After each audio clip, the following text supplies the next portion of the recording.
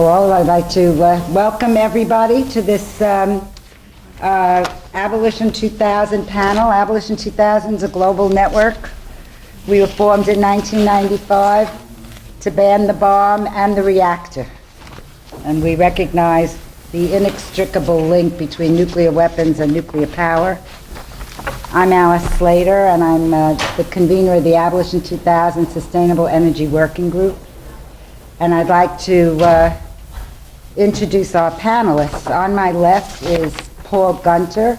He's the director of the Reactor Watchdog Project for Beyond Nuclear in Tacoma Park, Maryland.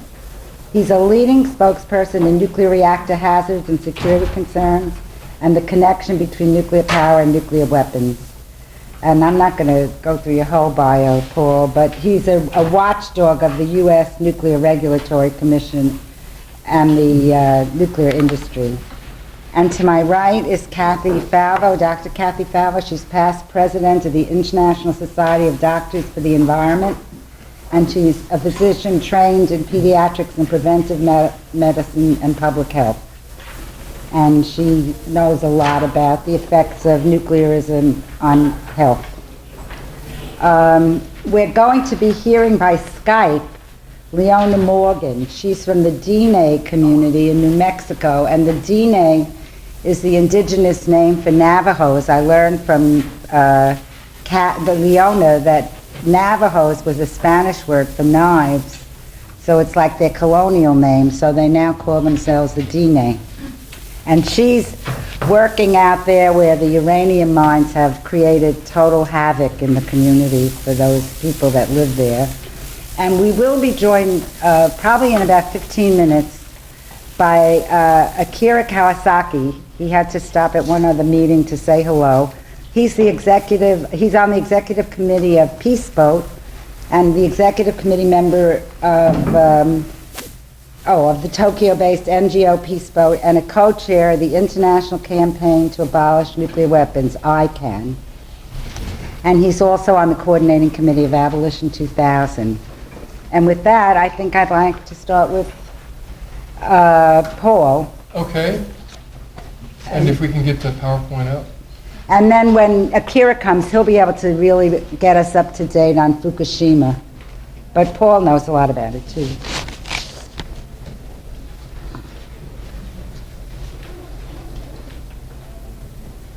Well, thank you. I'm really honored to be invited to participate in this panel and to give you some comments and insights on where we stand right now in terms of the nuclear age and growing concerns with regard to human health,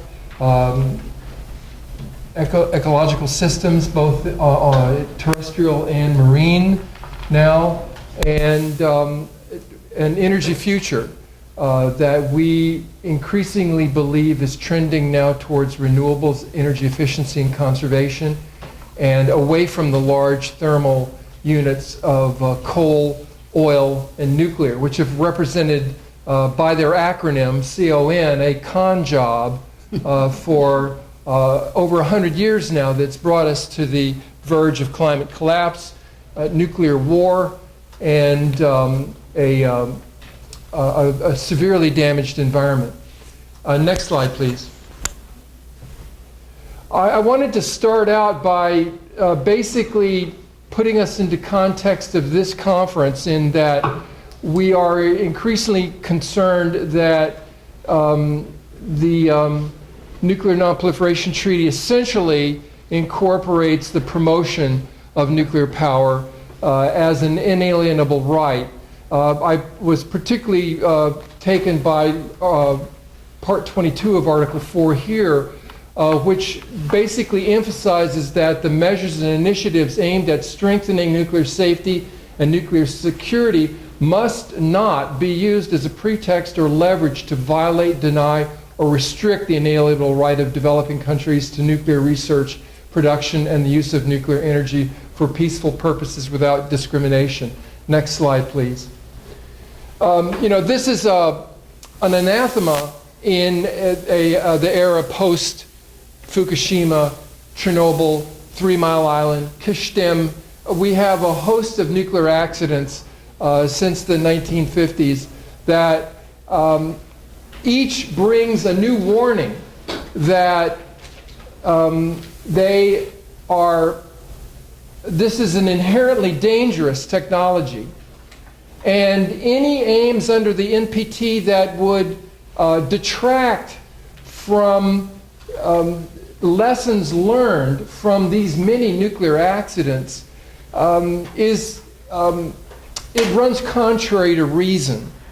And it's blatantly promotional for a nuclear industry now 70 years since the first critical reaction in the Fermi pile in Chicago that was the initial steps towards a nuclear weapon, and then the history of trying to nuance nuclear power as a peaceful atom, as too cheap to meter, and now being reframed as an answer to climate change.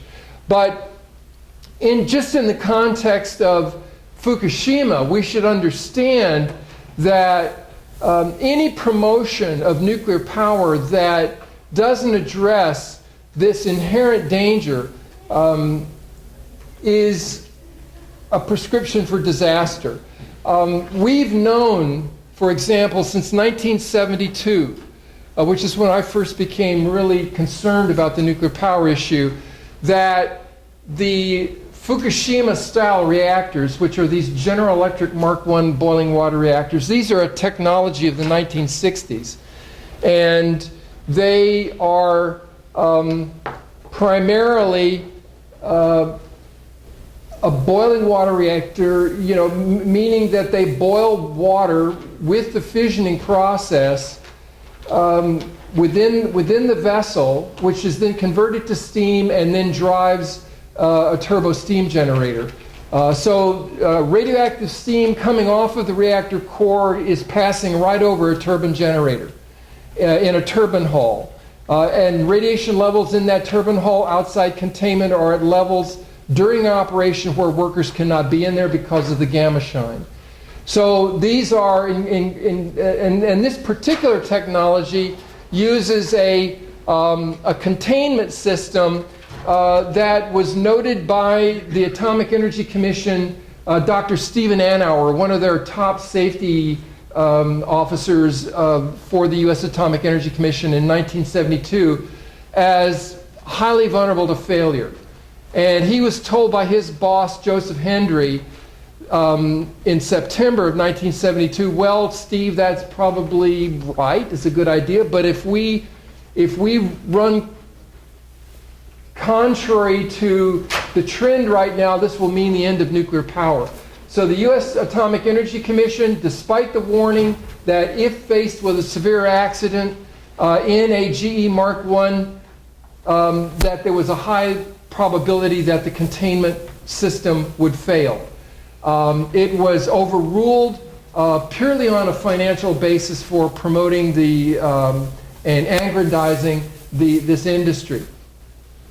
If you look at, this is a basic schematic of the Mark I. We have 23 of these Fukushima-style reactors here in the United States. What you're looking at with that schematic on the right is what is credited as the containment system. And in fact, what they do is they take pressure, steam, radioactivity, the thermal heat from a nuclear accident. It would be directed from the vessel out into that bulbous structure, where it would then be routed through those pipes into that large 18-foot diameter donut structure, which contains 1 million gallons of water. And inside that lower structure, so you see the dry well and the wet well. The idea is that all that steam, heat is quenched underwater. But this particular design, by volume, is 1/6 the volume that you would typically see in a reactor containment like 3 Mile Island. So these are extremely small, and it was Dr. Hanauer's concern that this design is so small that it's highly vulnerable to failure. Next slide, please. And then, of course, we have what happened in practice and reality. On March 11th, 2011, we saw essentially a 46-foot tsunami come in onto the east coast of Japan, and as a result of a 9-magnitude earthquake. And the result was a nuclear accident at the 6-unit Fukushima Daiichi nuclear power station. And the industry and the champions of nuclear power like to reference the fact that this was an extreme event of nature that is not likely to be repeated anywhere in the world again, and so remote that really it's not worth considering that we continue operating these reactors here in the United States, albeit that they're not operating them in Japan today because they've experienced the consequence, the severe consequence. But we continue to operate 23 of these Mark I's here based on this argument that a tsunami generated by an earthquake is so remote that there is no imminent danger here to our cities, like Philadelphia, which is ringed by these Mark I reactors, or Chicago, another major population center located very close to these Mark I reactors. And our concern, of course, is that it doesn't take an extreme event of nature. At the root cause of the Fukushima accident was what you call prolonged station blackout. And when the earthquake disrupted the electrical grid, which supplies 100% of all power to all safety systems in all these GE Mark I reactors, the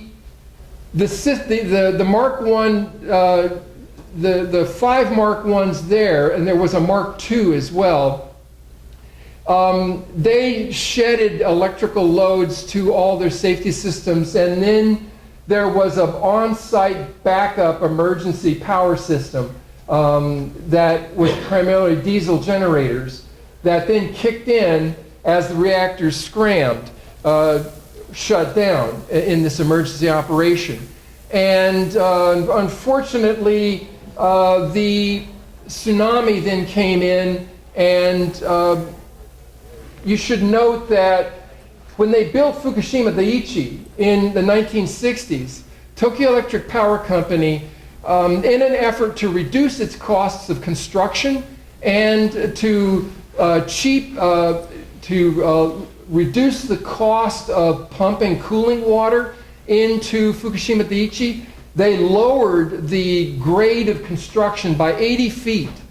So they literally removed the natural tsunami wall for Fukushima Daiichi, which had been previously marked for centuries by ancient stones that say don't build beyond this point.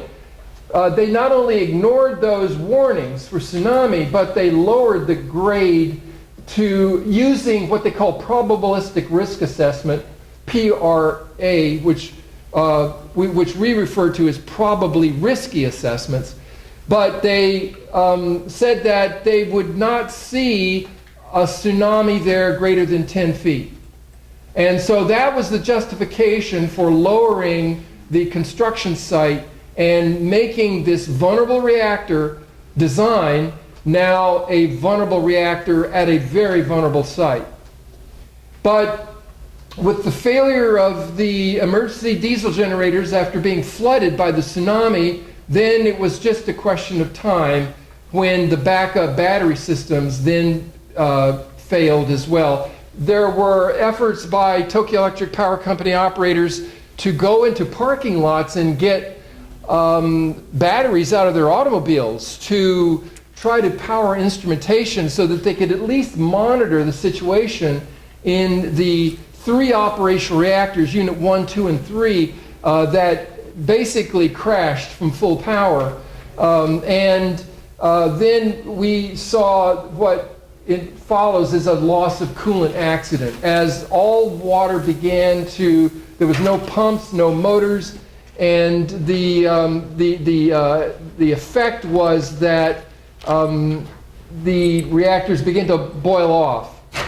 And when that happens, when you expose the fuel by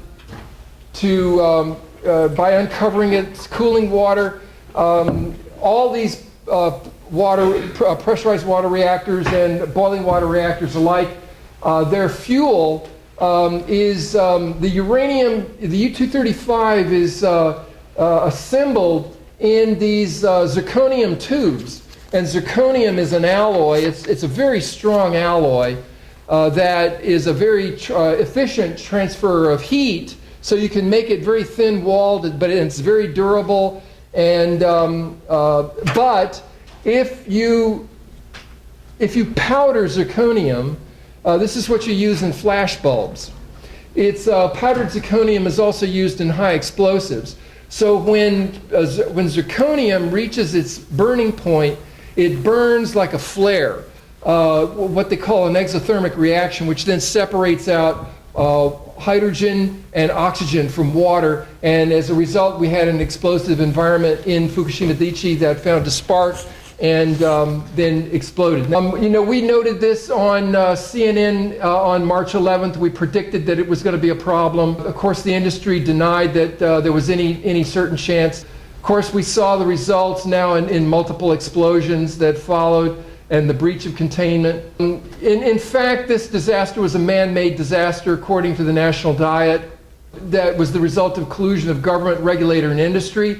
Nuclear regulatory capture, that's the term. We are no better off today than we were then or before, because essentially the industry runs the regulator at this point. And we have a captured regulator in most countries around the world, effectively in all countries operating nuclear power plants.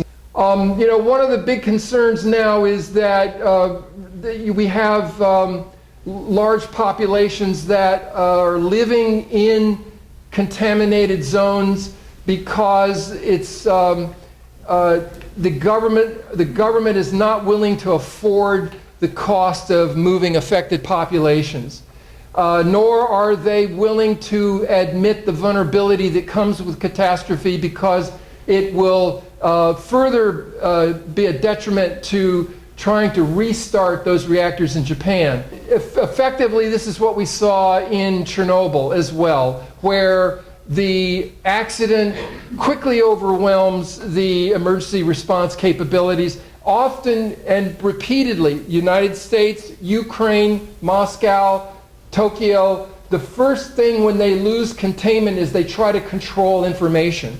And this is repeated time and time again. It's clearly the precedent and the likely outcome for the next nuclear accident. I wanted to go quickly through one particular study that from March of 2014, where now we are seeing the effects of the high radiation fields are essentially significantly destroying, damaging ecosystems. In this case, the work of Dr. Tim Mousseau has found that within the dead zone, we have the microbial communities that are responsible for the the decay of organic materials. These are dying.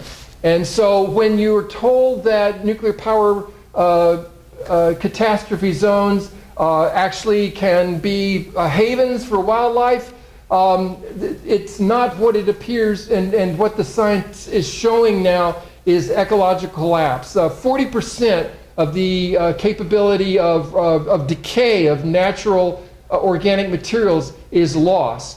And this is a trend that we see occurring. Similarly, the Fukushima was Chernobyl into the ocean. And it is our concern now that In fact, the ecosystems of the ocean, particularly the northern Pacific, are going to be similarly affected in terms of the collapse of ecological systems. We're only now beginning to see the eventual leading edges of what to date, now 3 years after, have been primarily computer models.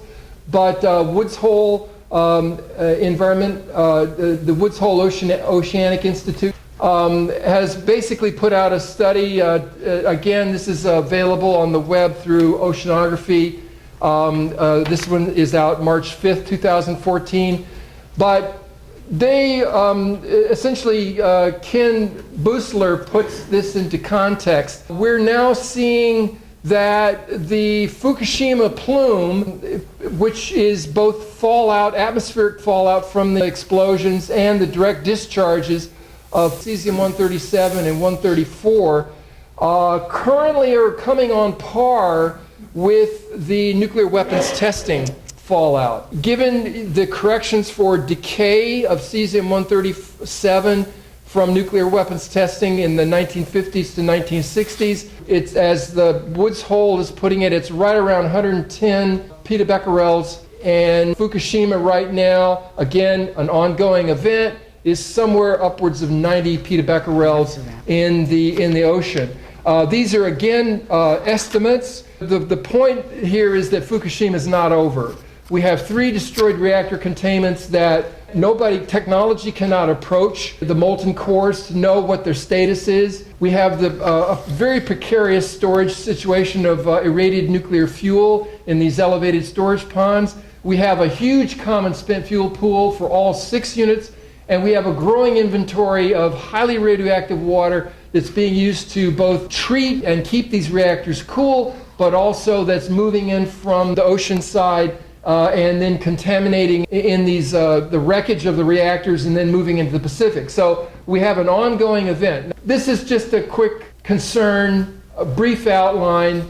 All the points are still converging on another accident. This is our major concern today, that given that we have nuclear regulatory capture, we have increasing evidence that now, with the profit motive being lost on nuclear power, is the most dangerous time, because they are abandoning maintenance and pushing these reactors harder. This is a comparison of what we're doing here today by order in the United States for our Mark I's, which is to put vents on them. This is what's going on in Japan. In an effort to restart, they are putting filtered containment vents, but what it shows you is that the safety, the hazard that's presented by this antiquated design is still being put into a financial bias for this industry rather than public health and safety in the environment.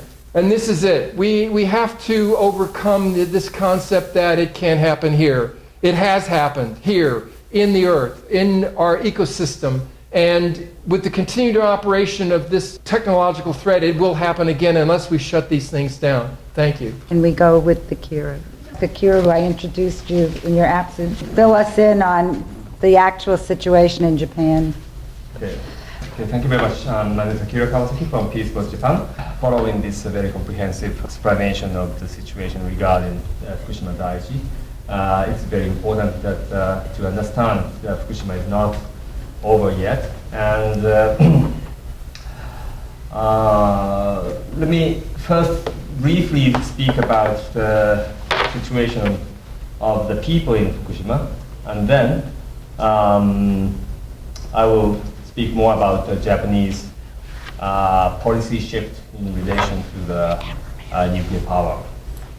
And for the people of Fukushima, soon after the accident, the government employed the basic policy that to set 20 millisieverts per year as a basic standard to judge whether the place is safe or not. And those who are living in the areas which go beyond 20 millisieverts per year are advised to evacuate. But for those living in the area less than that, basically it it was on their free will to whatever way they do stay or evacuate, and there's basically no financial support or social support, systematic support to those who are living in the areas that are less than 20 million seaboard.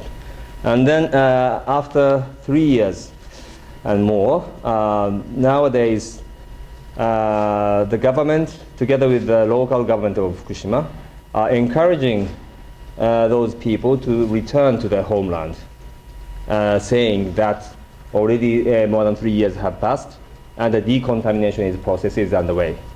And it is very tricky, the decontamination process. Yes, it is underway, but it says that it aims to reach the goal of 1 millisievert per year, which is really unrealistic in a practical viewpoint. For example, the Fukushima city, the station of Fukushima station in the Shinkansen line is almost at the very center of the Fukushima prefecture. And then even today, if you just get off the station, that area shows the dose shows the something that's equivalent to 1 millisievert plus per year. So it's easy to say that nearly east half of the prefecture are contaminated more than 1 millisievert. And this 1 millisievert is supposed to be a kind of a safety standard for the normal setting in Japan, according to the Japanese law. And Fukushima prefecture has about 2 million population. So roughly more than 1 million people are living in that area. And then it is physically very much difficult to get all those contaminated houses or even village areas, including many mountains and trees, down to 1 millisievert is very difficult. But even though that target is on slogan still, and then they explain that we are working in that direction, so you can go back with your dosimeter carried yourself. That's the way of government explanation. And already many media reports have revealed that there was a kind of a hidden calculation among the governments regarding the some amount of compensation when they are discussing about safety standard of those evacuation area setting. And so clearly on the central government side, limiting the total sum of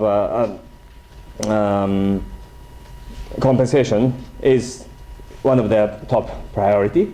And then for the local government, Fukushima prefecture, avoiding the decrease of population, meaning avoiding the decrease of tax income from the population, is another big priority for them. So still, combined with the slogan of national unity for the recovery from the disaster, and also some people's, how to say, attachment or affection to their homeland, this returning process is going on, which is really casting a very dark shadow for the future of those health and the environment issues in the area. And now let me speak something about the energy policy of Japan. Even in this situation, public opinion strongly supports the idea of phase out of nuclear power, and each of many public opinion polls conducted by various major companies shows that about or more than 70% of people of Japan, even today, support the idea of phase out, meaning aiming at zero of nuclear power. And actually in 2012, in September that year, under the rule of Democratic Party of Japan, the Japan once adopted a new energy strategy, they called, to aim at zero operation of nuclear power plants sometime during 2030s, meaning by the year 2040.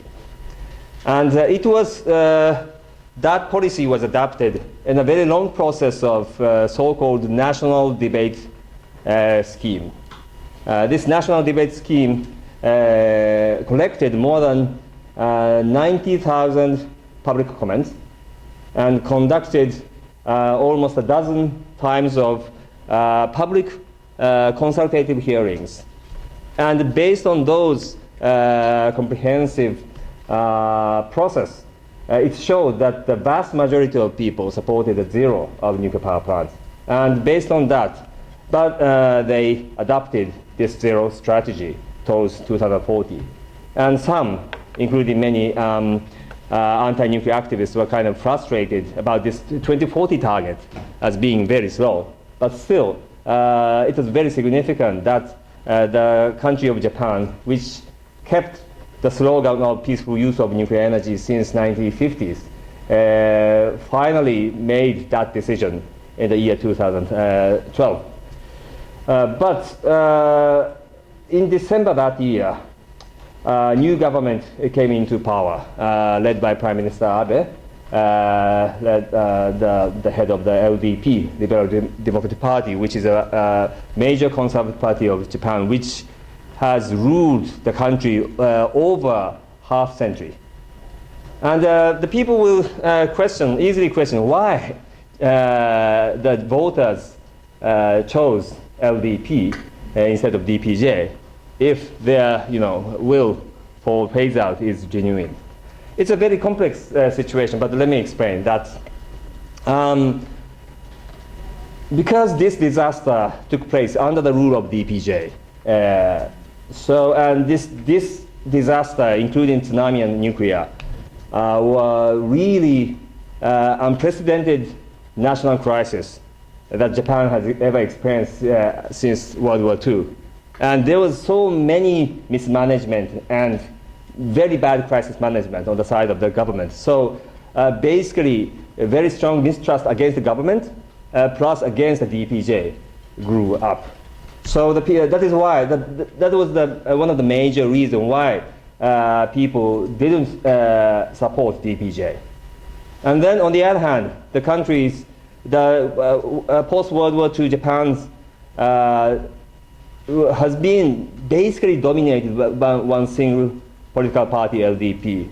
So in good way or bad way, people's confidence on the party is very strong. Hey, those people are the ones who manage the country. That common sense exists, regardless of the pros and cons on specific policies. So in that crisis situation, people chose that, hey, let's come back to LDP, who are very traditional owner and governor of the country. That was the kind of people's sense. And also, the economic situation, the long-lasting recession, was worsened by the disaster. So the LDP's very strong economy policy was very much appealing to the public opinion. So with those pro-phase-out feeling, they chose LDP. That's the story. And then just earlier this month, the new government adopted basic energy plan, which just replaced this energy strategy that was adopted in 2012 by DPJ. So now formally, the idea of going to a zero of nuclear power plants by 2040 was replaced. So it was erased, it was removed. And so I have to point out several things in regard to this basic plan. Firstly, the process. The process was very much problematic because DPJ-1 was adopted based on the very broad consultation with the public. But this LDP-1 was kind of very much top-down. The government drafted and consulted with a small number of cabinet members, and then finally, final decision was made. There was no way for the public to engage in or make comments on to that. That's one thing. And as for the contents, parts of the energy plan, I have to point out two things. One is it's is calling for a restart of nuclear power plants on the recognition that nuclear power remains as a base load energy source for Japan. And it is calling for restarting of nuclear power plants under the strengthened safety standard. But for this, it is very important to understand that it does not mean that it will come true. Because in the Japanese legal system, the local consent is very necessary for starting or restarting any of the nuclear power plants. And at the local level, including many governors and mayors who are hosting those nuclear power plants, or those in the cities or prefectures surrounding that, for them, they have the right to agree or disagree to the starting and restarting. And strong resistance in those local levels exist. And let me give you an example.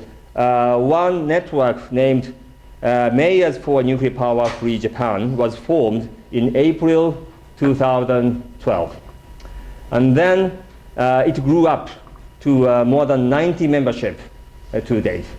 And those mayors are working very strongly. For example, under the strengthened safety guideline, it requires the emergency evacuation plan to be developed in advance before allowing to any restart. And this development of those plans is a very difficult thing to do. So, cities and governors are kind of intentionally taking time for that. So those resistance will slow down the process of restarting. And if any nuclear power plants are restarted, that number will be extremely limited. So it does not mean that declaration of restart will not mean the actual restart. And also another important thing is basic motives behind the government is not a matter of energy supply, but a matter of how to rescue the utility companies. And the point is that for the Japanese people have survived more than 3 years without nuclear power. We've lived de facto nuclear-free country already. The operation was 0 or very close to 0. And we survived many hot summers and cold winters. So the issue is not the supply. But the issue is, if the 50 plus power plants or reactors regarded as non-working buildings, then it will be a dead asset. And it will make the management of those utility companies very difficult and causing a bankrupt. And it will have a very huge impact on the Japanese economy and society. So the real issue is not a supply issue, rather how to make a soft landing exit plan for those utility companies to transform. And the final point regarding this basic plan is that it has a very serious issue related to the proliferation of nuclear weapons. Because this energy plan declared the continuation of nuclear fuel cycle policy, including the development of fast breeder reactors and reprocessing of spent fuels in Rokasho plant. But Japan already has more than 44 tons of plutonium, separate plutonium, which is not explained for any use. It had not been explained for any use even before Fukushima, but after Fukushima, there's no real prospect for the consumption of such plutonium for the energy purpose. And if Japan continues to go for the plan with Rokasho, then it will this unusable stocks of plutonium will increase, and to the amount equivalent to tens of thousands of nuclear bombs. And the government is trying to justify that purely on the basis of the past promise with the local governor of this Aomori prefecture, which Rokkasho plant is located. So it's not, logical and responsible at all. So I think we are now here at the NPT conference. It's a good time to focus on that aspect of Japan, this link of this the flawed nuclear power policy and its link to the proliferation risk. Thank you very much. We're going to try to Skype in Leona Morgan from New Mexico, who's working with the uranium miners. Hi, good afternoon, everyone. My name is Leona Morgan, and I work on uranium issues out in New Mexico. I've been focusing a lot of my time on a ISL project that is being proposed right adjacent to the Navajo Nation. First of all, thank you to the organizers, Alice and everyone there. Thank you for having me. Right now, I just wanted to kind of go over the history of uranium mining in the United States. Really started in the, I would say, the early 40s, maybe even the late 30s, because we all know that the first nuclear reaction was in 42, so they had to have uranium before that. But the boom really occurred, I would say, pretty much from the 40s to the 60s. And then in the 70s, the boom was still going on, and it was prompted, it was further perpetuated by nuclear fuel development. So in the beginning, it was primarily used for nuclear weapons. And during World War II, about a half of the uranium that was used in the bombs that were dropped during World War II came from New Mexico. And we know, as New Mexicans, a lot of the uranium is present around the Grants Uranium Belt. The Grants Uranium Belt is in the northwestern part of the state, and that's the location of the Navajo sacred mountain called Mount Taylor, and that is, to us, we call it Tzotzif. It's our sacred mountain to the south, and there's a lot of projects that occurred there, and there's contamination that exists there. And now there's also new proposals for more mining, conventional type of mining. So all of the issues that we're talking about, I mentioned a lot of the uranium mining happened in New Mexico. A lot of the mining happened on indigenous lands, so mostly in the west of the Mississippi. Much of the uranium was taken from Navajo lands, the Lakota and Sioux nations in the Black Hills, and just all over. And so right now, we're still dealing with a lot of uranium mining in Colorado, in Arizona, Wyoming, Texas, and it's still ongoing. And right now, the issue that we're dealing with is a lot of companies, they're not really producing. They're waiting for the market value of uranium to go up. So right now, all of the uranium companies, they're kind of holding off. They're not doing a lot of mining because of the fallout, because of the economic impact from Fukushima. So when all those reactors were shut down, it really significantly dropped the market price of uranium globally. And so that helps us. That's really good for us in the uranium areas because it makes the companies not want to start right now. And they're expecting an increase in 2016.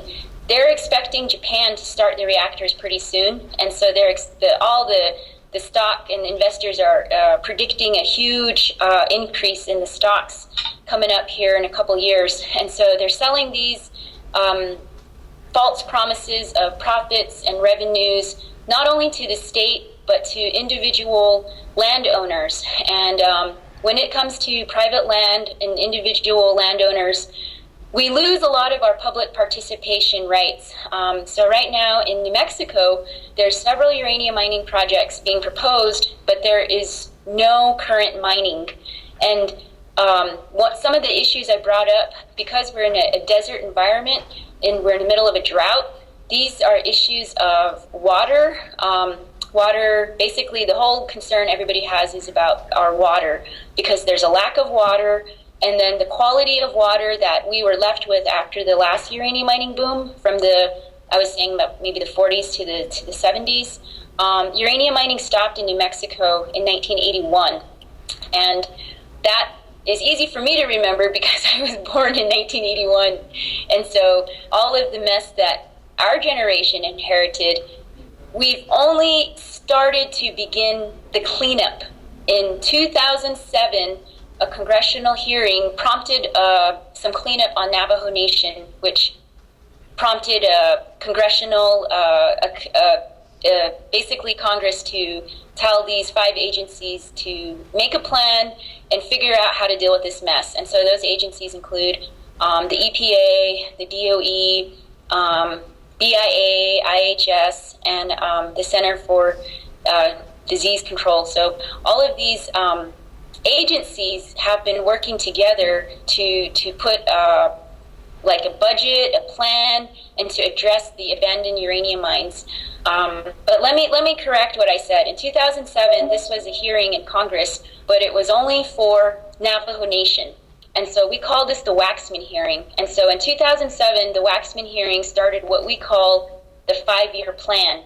And so 70 years of nuclear radioactive waste have been sitting and blowing across the Navajo Nation for, over 70 years. But yet we've only completed 5 years of cleanup. And the amount and the cost is incredibly substantial. And that cost is thanks to you all, the taxpayers. We are paying for the contamination left by these companies. So let me back up a little bit and explain that uranium mining that occurred in the past was mostly conventional. And so now I'm going to explain the different kinds of uranium mining. Some of the issues I talked about, they were, like I said, the water, the environmental damage, the contamination, those are all concerns. But then as Indigenous communities, we're also dealing with environmental racism and policies that were created or not created, no information that was not given. All of these situations when we talk about environmental racism multiply the impact to our communities because there's stories like, well, the non-native workers had protection. We didn't have protection, the masks and whatnot. So we're talking about environmental issues, we're talking about environmental racism, which leads into a lot of political and social social impacts here on Navajo because of there is a lot of poverty. And so when you mix these types of issues, it just creates and then you bring in the health impact and what that does to our communities, the impact of death and all of that it costs a lot, not just monetarily and financially, but it really hurts our culture because some of the people who are dying, they might be elders who possess a lot of knowledge and wisdom about our culture.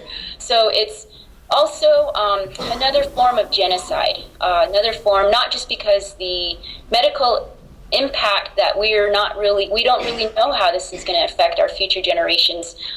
That's one type of genocide that I consider this was specifically, we were targeted and we were sacrificed as people to produce the uranium that the United States used back then for war, now for energy, and still weapons.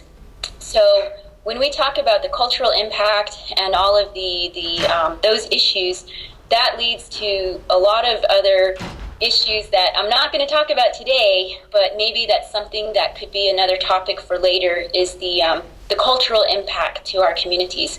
So that means myself as a Dine person, we have different cultural impacts. Like I mentioned, our sacred mountain. At Grand Canyon, the Havasupai and the Wallapai, they're down, they live in the canyon. That's their indigenous place where they were since time immemorial. And indigenous people, we don't leave we were forced to leave at some point during the colonization of the United States. But today, a lot of folks will not leave where they are now. So in the Black Hills, those folks, they're not going to leave that area, but they want it cleaned up. At the Grand Canyon, the Sioux, like I was talking about, the Supai and the Wallapai, the Havasupai, they're not going to leave. So these issues, when they come and they impact the community, the indigenous folks have long-lasting. I think my thing just. Okay, sorry, my things started to fall asleep. So those are other impacts that are really hard to quantify. And then in the New Mexico side, we're dealing with a lot of pueblos. So on Mount Taylor, one of the pueblos that receives most of their water, it comes off of the mountain from the snow melt and the streams, the little tributaries. That's the the Pueblo of Acoma. The Pueblo of Acoma is one of the strongest fighters in this Mount Taylor, Roca Honda, and other projects. And then there's also the Pueblo of Laguna that held the strongest fight in protecting Mount Taylor through a traditional cultural properties nomination through the state, which we hope will lead to a federal registrar of historic places. They worked a lot with the Pueblo of Zuni. And so all these tribes, they're working together to protect the sacred sites, but also we are trying to work on getting the uranium mines from the past cleaned up. So anyways, the uranium mining from the past was mostly conventional. And the conventional mining, what that is you get uranium out of the ground from either you drill a shaft down below, or maybe you blast part of a rock out, or in Laguna, they have the world's largest open pit uranium mine. So they just took off the whole top, and it's just this big, huge open pit that's still there. And so on the Navajo Nation, we have over 500 abandoned uranium mines, because a lot of the mining happened before the 70s, and we all know the National Environmental Protection Act was passed in 1969. So there was no EPA in the time when the mining was happening. And so that's why there was no oversight, and the companies were allowed to mine and leave. And now we're dealing with at least 500 on Navajo, 2,000 in the Black Hills, I think about 10,000 in the West altogether. And currently, there is no law that says we need to clean these up. And so what different governments and environmental groups are doing is trying to basically hold the corporations accountable to do the cleanup. So right now, as we speak, my tribe is meeting with the company called Uranium Resources Incorporated to negotiate cleanup of a conventional site, because this company wants to start in situ leach mining, which is a different type of mining. So the conventional mining, they took the rock out of the ground and then they took it to a mill.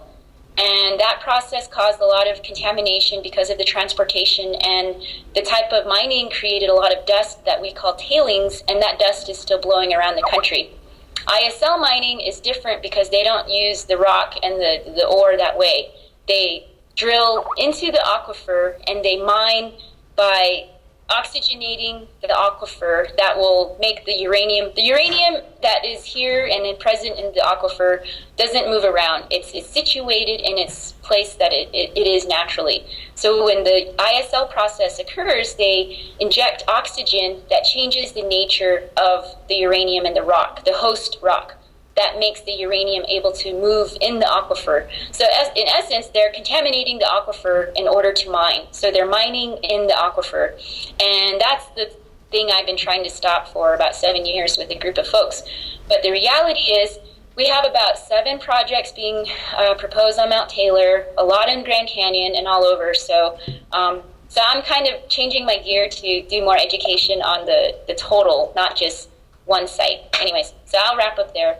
Now we're going to hear from our physician about what all this is doing to our health, our prosperity, the human gene, generations. This material lasts for 250,000 years. It's poisonous. I mean, all of recorded history is 5,000 years, so what were they thinking, How can they take 1 more ounce out of the ground or reprocess it like Akira was saying in Japan, or build new reactors like Paul was telling us about. So now let's hear from the doctor in the house. Right, and unfortunately, the doctor has a few things to say, but not quite so many, in major part because one of the problems that's already been alluded to is if you don't study it, you don't know. And if you don't publish what you have looked at, nobody knows. It's very interesting that I could not find any numbers of how many of the people who were trying to clean up Fukushima when it first started which would be acute radiation poisoning, you're really sick and you do or don't die, they're not published. So, nothing's happening. What's the big to-do? Chernobyl, we've gotten as far as 28 people died initially and another 19 or so later on from the acute accident, and there's been a bunch of thyroid cancer. There's nothing else published. And the UN Oversight Committee has finally said in their report this year, we'll probably never know. So we have to do a lot of extrapolation from things we do know. And in looking at this, we want to sort of keep in mind the cradle-to-cradle process, if you will. It starts with the uranium mining, which you've heard about. And how much health problems that causes is a little uncertain, which has to do with a lot of propaganda. Clearly, the dust gets into lungs. Clearly, the lung cancer rates among uranium miners is much higher than otherwise. The question is why, and is it because it's inherently not safe, or because they weren't giving masks, or, as they've published, the only people who got into trouble were smokers, and it really was their cigarette smoking, not the uranium, which undoubtedly is not true. It really was the uranium, certainly aggravated by cigarette smoking. So there's a lot we don't know. And then you've heard about the other end of this is, so you mine the uranium, and probably the biggest problem is actually the water, and particularly in the areas where they mine uranium in the United States, water is already a huge problem in terms of insufficiency in both quantity and quality, and it will get only much worse. Thomas Friedman, in one of his New York Times op-eds, was talking about water in the Middle East and said, it's going to be really interesting in about 3 years when well over 1 million people don't have water to drink. I think we all can imagine. So anyway, you mine the uranium, you process it, all of which have hazards of accidents, and just the normal process, which is going to release dust, is going to release radiation. You then have nuclear power plants, and we've seen what happens with those, and then we have all the spent fuel, which we have no idea what to do with. Much of it needs to be buried somewhere, and that's nowhere in sight. It can get reprocessed, some of it to go back to power plants and some of it into bombs, neither of which is a very appealing issue. And so the problem goes on. But at any rate, what do we know about radiation? First of all, there are 4 kinds of radiation, and they do different things. And they do different things inherently, and they do different things depending on when they impact on living things. So we have alpha and beta particles. Alpha you can stop with a piece of paper, but if you breathe it in, it gets into your lungs and it stays there for very long periods. Beta particles can penetrate somewhat better, and then you have gamma and X-ray. And so they do different things, but basically what we're looking at is radiation in whatever way it gets to cells can do several things. One, it can just kill them outright. 2, it can change the cell's ability to grow, either to die entirely or to grow differently, which is what we call cancer of different sorts. It can change the DNA messages that the cells carry and pass on from generation to generation to change the way the cells regulate the normal growing and metabolic processes, a lot of which is not very well understood yet, but actually is being studied in one way or another. Now, depending on where in a person, or this is true of animals and plants, but I only know about people, where in their life cycle they are irradiated in whichever way will determine what the outcome is. And so fetuses in their first 2 weeks of life getting a radiation dose either will die or nothing notable will happen. If they can survive that, they're still in an early enough cell changing. That has been said before we started to understand about minor changes in genes and what that does to regulation in the long term. From 2 to 16 weeks, which is when the fetal cells are really dividing and forming organs and everything, depending on where exactly the damage occurs will determine what kind of damaged fetal outcome you get. We don't actually know a whole lot about this from radiation, but we do from a lot of other things. And when rubella or German measles was around, we could actually map what organ damage was done depending on which week of gestation mother had German measles. So when the organs in the fetus form. From 16 to 25 weeks is when the central nervous system forms. And so fetuses irradiated then end up with small heads, small brains, and a variety of other central nervous system problems, including potentially serious loss of IQ. Now, a lot of what we know comes from the bombing of Hiroshima. But a lot of what we don't know, one of the things that says, we don't really know a lot because they didn't have a lot of babies to do long-term after Hiroshima.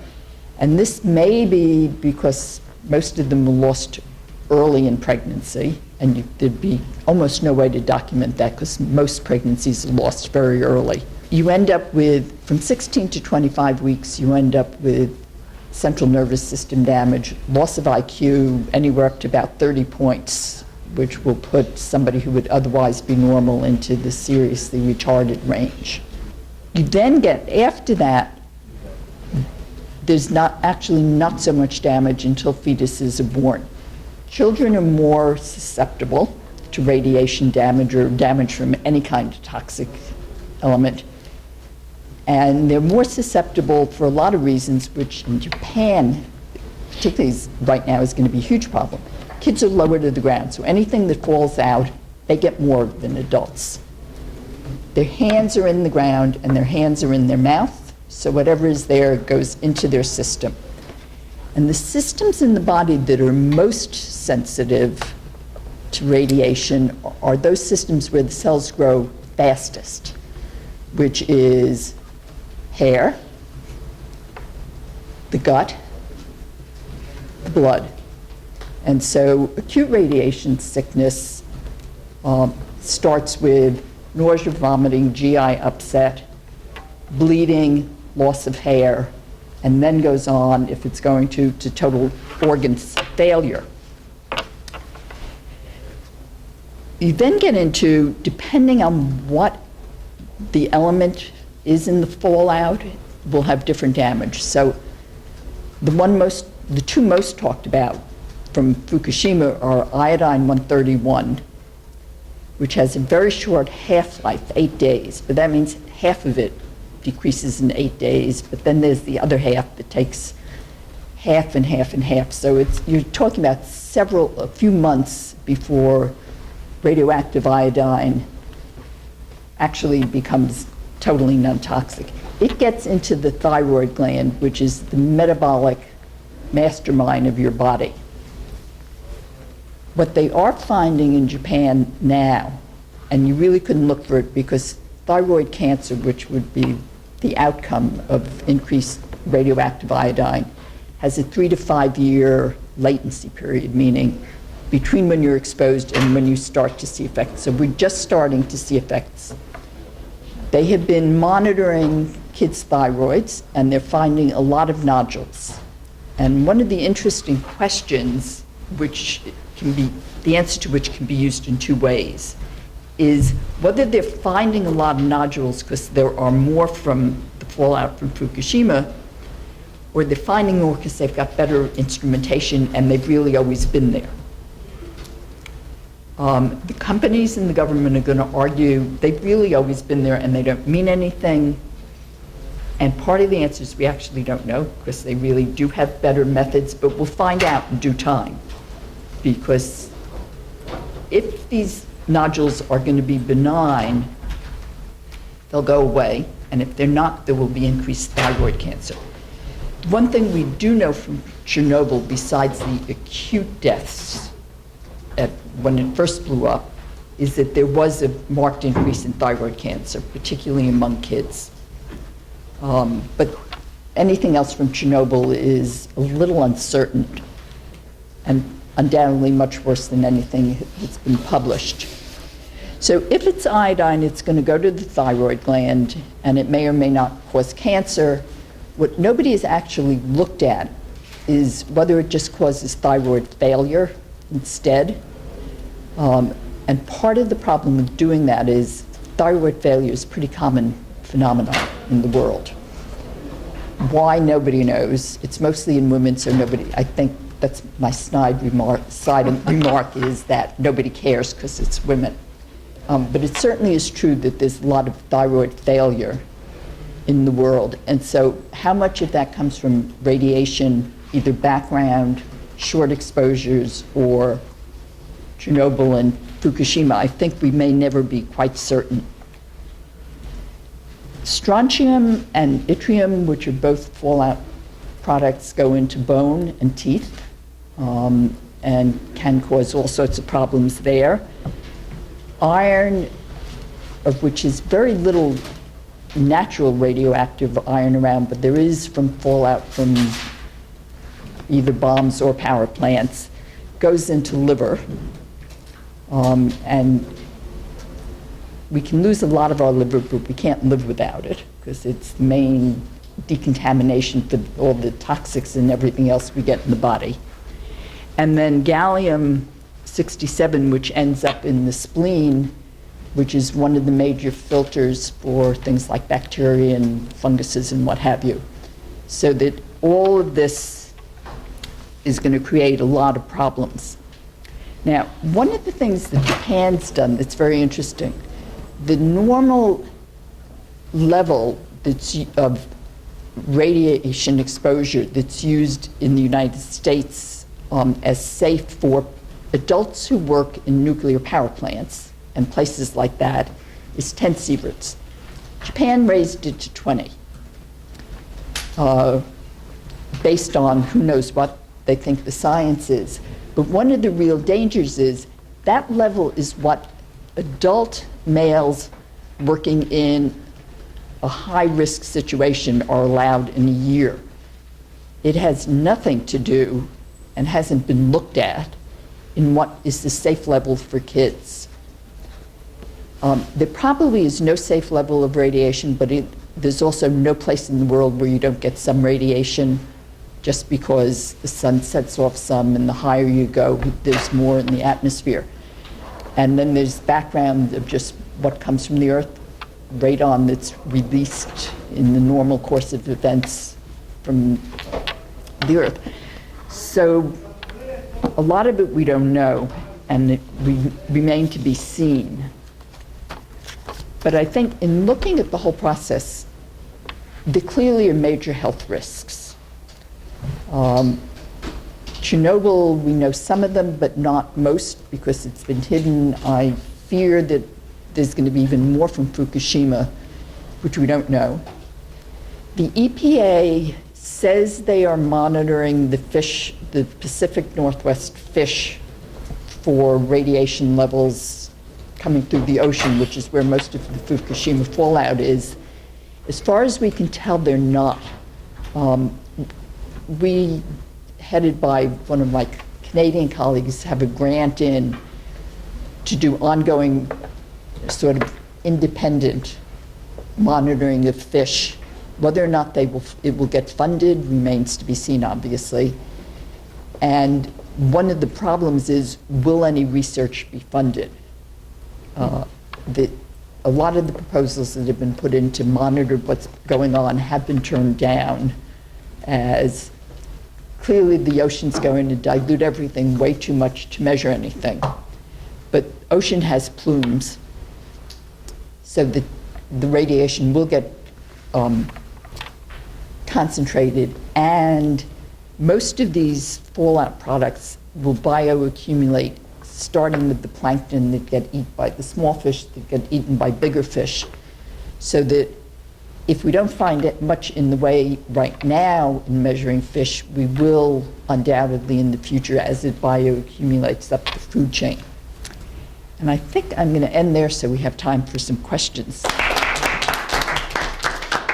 Well, you know, this panel was advertised as after Fukushima and the possibilities for sustainable energy. So I just want to say a few things about that before we open it up. And you know, we're here at the NPT. Why are we doing this? The NPT gives an inalienable right to nuclear power. That was part of this Faustian bargain they made to get everybody to agree not to get nuclear weapons. They gave them all the keys to the bomb factory. You know, when Akira was talking about how much plutonium Japan has, it takes 5 pounds to make a nuclear weapon. And we're talking tons, and they're still grinding it out. But the good news is that we don't need nuclear power or fossil fuel, that we have enough on our planet to provide all our needs. I mean, every 30 minutes, enough of the sun's energy reaches the Earth's surface to meet global energy demand for an entire year. Wind can satisfy the world's electricity needs 40 times over and meet all global energy demands 5 times over. The geothermal energy stored in the top 6 miles of the Earth's crust contains 50,000 times the energy of the world's known oil and gas resources. And then you have tidal, wave, and small hydropower can provide vast stores of energy. So there's clean, safe, free, abundant energy. What's stopping it? I mean, I won't go into the details because I'd like us to have some questions, but it's really this 1%, 99% paradigm we're talking about. There's these corporate forces, they can't make money selling the sun, you know. I mean, they're going to sell you nuclear power, they're going to sell you oil and gas, and here we have all this free energy, and it's going to really take a democracy revolution. Going back a couple of decades, there was a very useful but now wildly out of date sort of looking at energy in terms of a hierarchy of what we could be moving toward. So that you have conservation, you have efficiency, you have all the different alternative energies that you mentioned. And then at the, sort of at the bottom, you have all the polluting energies from nuclear to fossil fuels. And something, not saying we'll use them, but sort of doing a hierarchy for the world of where we're trying to go from to. And I don't think that any group or set of groups has done anything that is in some ways that simple, that usable, that's transmittable to all kinds of different groups.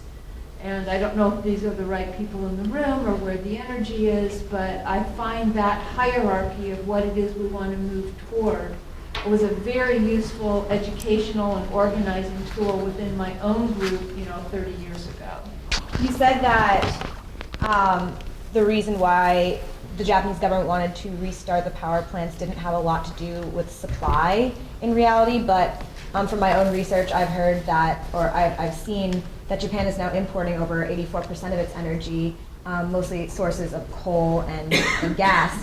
And so while it is true that Japan has survived without nuclear power, they've done so at a high cost to the environment. And I know Paul was talking about too how the ultimate answer is not nuclear power, but I wonder how realistic it is, and especially since green technologies have not been or don't seem to be at the point yet where they can necessarily Though they provide are, coverage. That's my point. I didn't really get a chance to answer that, but if you want. All right, well, I would love to be enlightened because this is just what I've heard from talking to people in Japan who are involved in the peace movement and involved in the nuclear industry.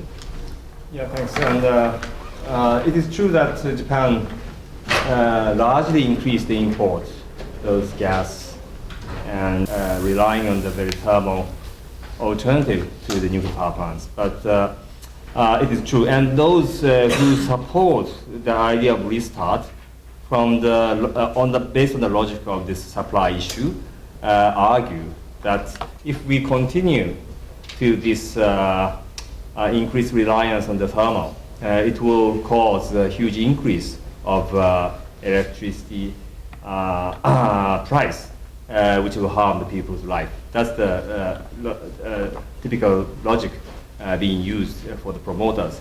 But I have to point out several things. One is the main factor that Japan survived without nuclear power is the decrease of the consumption of energy. And actually, after the disaster, including the tsunami disaster, which shocked people's mindset and life, resulted in more than 10% of the decrease of the consumption of electricity in total in the peak time. And just immediately after the disaster, it was nearly 15%. But now it slightly softened, but close to 10% have been reduced from the pre-Fukushima time. So more and more private sectors are investing on those technologies for the increased energy efficiency, which will help this saving. That's a very big factor. And then, so before Fukushima, Japan relied on nearly 30%, 26-28% on nuclear power among the total electricity. So now we've cut down 10%. Then how to do with the rest? That's a big issue. And it's true that renewable will take time. But the main issue is not the technical feasibility of, for the case of Japan. The main issue is the domination, the monopoly of those utilities. And basically, all those utility companies, private companies, but based on under national guidance. It is called the nationally managed privatization kind of thing. So all the generation of electricity and transmission of electricity have been monopolized by certain regionally allocated companies under national control. So now civil society is calling on the introduction of proper competition, proper market system into there, primarily by separating generation and transmission. And if we have healthy competition with old and new corporations, then the system of nuclear power are very much dependent on the government subsidies. And so if we all count in those, the new developing renewable energy will have strong potential in competing that. So in doing so, I'm not a specialist on the issue, but there are many experts presenting near future scenario that renewable will fill the gap. And Paul wants. I'm sure you're familiar with Amory Lovins and the Rocky Mountain Institute. If you're not, take that note. RMI.org. Right, because he did a presentation at Dartmouth College in Hanover on March 28th, 2014, where he documents that several myths. We're told that renewables are not ready, that they're not reliable, that they're intermittent. And in fact, I've got a slide up here where 47% of Scotland's energy is renewable right now. 58% of Germany's energy is renewable. And as a matter of fact, Germany is exporting renewable energy right now. They have phased out dirty coal. They have brought in some new coal, but they are holding to their carbon cap. And this is with the phase out of 8 nuclear power plants, and by 2017, 2018, maybe earlier. Well, actually they projected 2020, but probably by 2018 they're going to be phasing out their nuclear power. The problem is that when you get caught flat-footed with all these nukes, with an accident, like what happened in Japan, you can't just switch gears overnight. But with long-term planning, implementation is ready now. It's off the shelf. Energy efficiency is the most effective way to address climate change and energy policy. To go from megawatt to negawatt, you can do that and still enhance your lifestyle. As Akira has said, is that you've got we've now got an opportunity to add residential, commercial, and industrial applications in air conditioning, refrigeration, motors, pumps, to use less better. And that's the first step right now. And I want to add the UN's Intergovernmental Panel on Climate Change had a new report saying that it was totally possible to power the planet sustainably and affordably. Scientific American in 2009 had a plan to power the whole planet with just solar, wind, and geothermal, and told what's stopping it are these corporations that they're spending millions of dollars telling you it doesn't work. They're getting the subsidies. I have a figure like the subsidies we give to oil, gas, and nuclear compared to global fossil fuel subsidies are $523 billion compared to only $88 billion for renewable. I mean, and the U.S. right now, Obama is going to give $7 billion to Georgia to build 2 new nuclear power plants. You could put a solar roof on every house on the planet for $7 billion, or at least in the United States. So there's like a lot of pea soup around here, and you're getting a lot of misinformation from industry that's fighting for their lives for these old, dirty energy industries, nuclear and fossil, and they're not going down easy. Yeah. Of the energy produced in the world, only about 4% comes from nuclear power. 4%. It's almost nothing. If you look at it when it's actually used at the consumer point, it's 2%. So whether we have nuclear power or not has no importance to saving carbon dioxide. Secondly, besides a big problem when it comes to nuclear power accidents is the relocation of hundreds of thousands of people. I have been as a physician to see children in Belarus in the orphanages or in care facilities for children. The radiation and the thyroid cancer is there in some of them. That's a small problem. The big problem is that their families have been disrupted. The mothers and fathers have moved to different parts of the Soviet Union. And what I saw most commonly was fetal alcoholism in the children. The mothers have been drinking heavily during their pregnancy. That's rather common in Russia anyhow, but much more so there. So it's very hard to differentiate now when we say that there is much more cardiac disease, for instance, and vascular disease in those who have survived the radiation from the power plant. Well, is that because of the radiation? Or is it because of the stress in being relocated repeatedly sometimes? We no hope of ever returning and living in situations where you don't know anything about the future. No one can respond to that. I just got hold of a large, very difficult to read Belarusian report on the consequences of the radiation after Chernobyl there. It seemed to me relocation is, or dislocation, or anyhow, sending people around is a major problem after any big accident, such as an accident from a power plant. I just would comment really quick that cesium-137 goes to muscle tissue. Oh yeah. One of the major muscles in our bodies is the heart. Yeah. And so what it's now been identified that there is this condition called Chernobyl heart, which is connected to cesium-137 in the plant. study, and if you can find reliable literature, please give it to me. Yes, What I'm I happy to think trade is cards. very good. Steve wanted to say one, yeah. I just want to encourage everyone to come to Japan. If anybody is interested in eliminating nuclear weapon or nuclear power, it has to happen in Japan, and it has to happen now. This is our very best opportunity.